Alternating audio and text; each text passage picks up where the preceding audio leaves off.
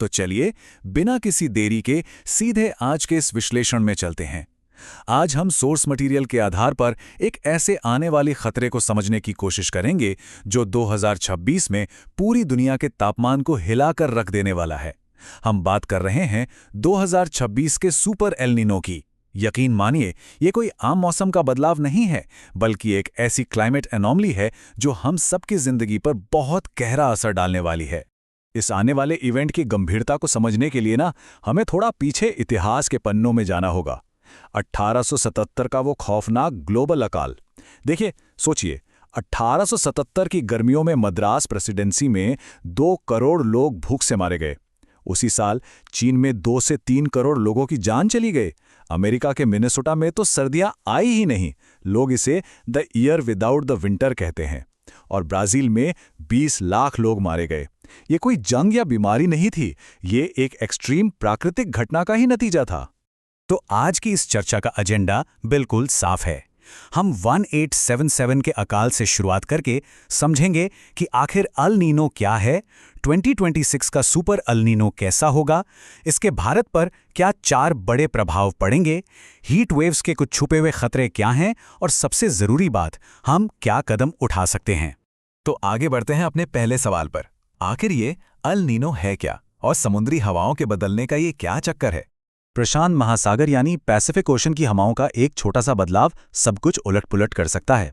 यहाँ देखिए, normal conditions में जो ट्रेड विंड्स होती हैं वो ईस्ट से वेस्ट की तरफ काफ़ी मजबूती से बहती हैं। इससे ऑस्ट्रेलिया की तरफ बारिश होती है।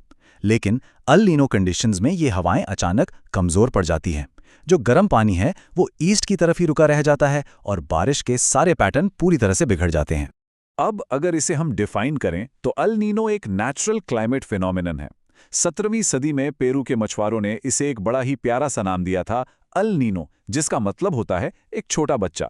पर सच बताऊं, इसके काम बिल्कुल भी बचकाने नहीं है। ये साइकिल हर 2 से 7 साल में आती है, 6 से 12 महीने तक चलती है और पानी को इतना ज्यादा गर्म कर देती है कि भारत और साउथ ईस्ट एशिया जैसे इलाकों में भयानक सूखा पड़ जाता है।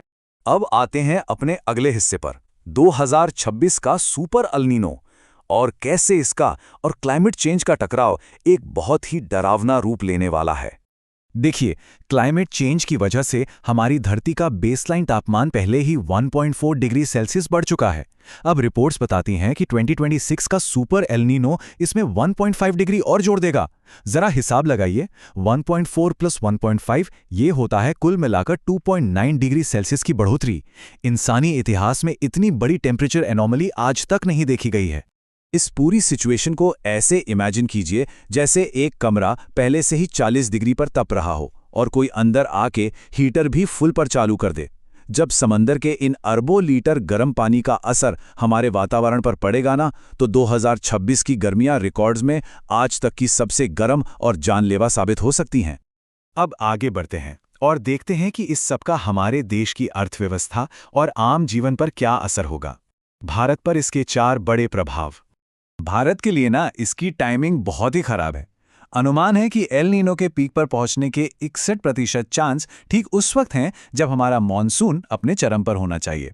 इसके 4 बड़े असर होंगे। पहला, मॉनसून कमजोर पड़ेगा। बारिश नॉर्मल से सिर्फ 92% ही रहने का अनुमान है। दूसरा, इसका सीधा असर हमारी खेती पर पड़ेगा क्योंकि 51% खेती बारिश पर निर्भर है। तीसरा, देश में भयानक हीट वेव्स आएंगी। और चौथा, जब फसल कम होगी तो खाने पीने की चीजों के दाम आसमान छुएंगे, जिससे फूड इन्फ्लेशन 9% तक बढ़ सकता है। इस खतरे की एक छोटी सी झलक 2024 के इन रिकॉर्ड्स में देखी जा सकती है। हमारी बेसलाइन हीट पहले से ही कितनी ज्यादा है। राजस्थान के चूरू में तापमान 50.5 डिग्री क्रॉस कर गया, गंगानगर में 49.4 डिग्री और दिल्ली एनसीआर में 49.1 डिग्री। अब खुद सोचिए, जब 2024 का ये हाल था तो 2026 का अनुमान कितना ज्यादा डरावना होने वाला है। अब आते हैं इस चर्चा के सबसे जरूरी हिस्से पर, हीट वेव्स के छुपे हुए खतरे, खास तौर पे रात की गर्मी और कंक्रीट के शहरों का असर। हमें अक्सर लगता है कि हीट वेव का मतलब बस दिन वाली गर्मी है, राइट? पर असली खतरा तो रात में छुपा है। 2024 के डेटा के अनुसार दिन का एवरेज तापमान 1.8 डिग्री बढ़ा था, लेकिन रात का तापमान सीधे 4.4 डिग्री बढ़ गया। इसे अर्बन हीट आइलैंड इफेक्ट कहते हैं। हमारी कंक्रीट की इमारतें दिन भर गर्मी सोखती हैं और रात को उसे छोड़ती हैं। इस वजह से बॉडी को रात में कूल डाउन और रिकवर होने का मौका ही नहीं मिल पाता और हीट स्ट्रोक का खतरा कई गुना बढ़ जाता है।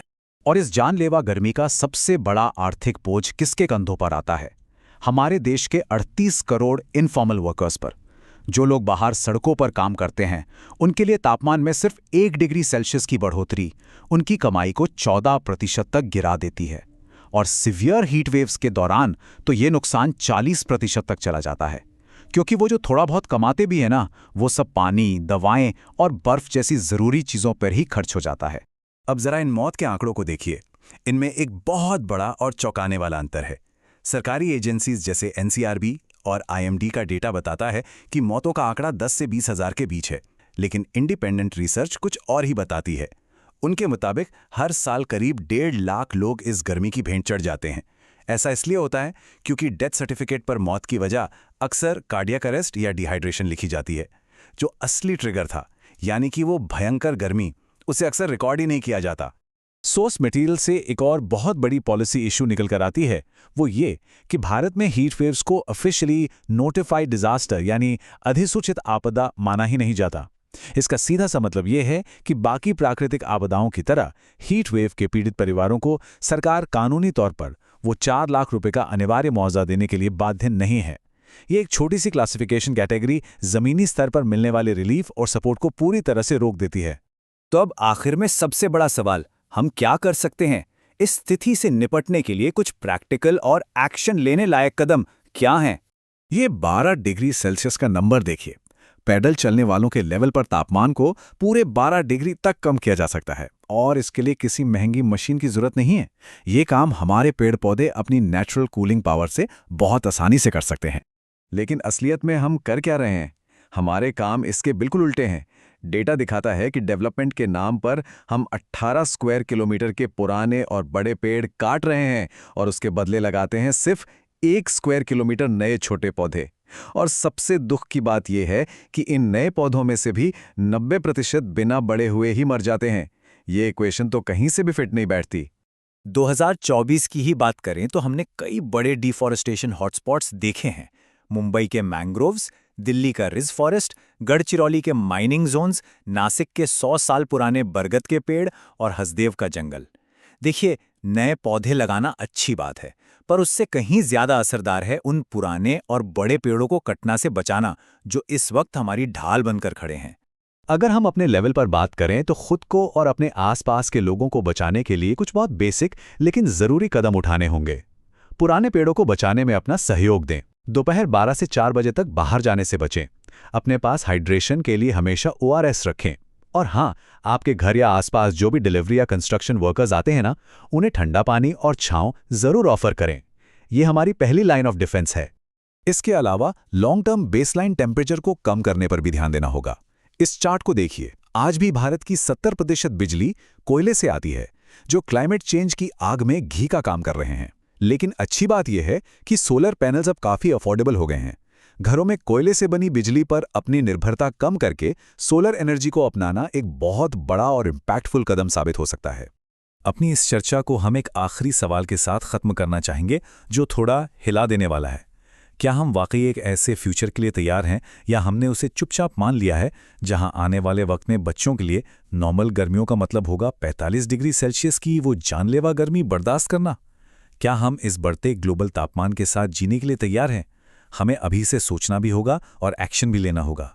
इस विश्लेषण में जुड़ने के लिए बहुत शुक्रिया। जानकारी को फैलाएं और सुरक्षित रहें।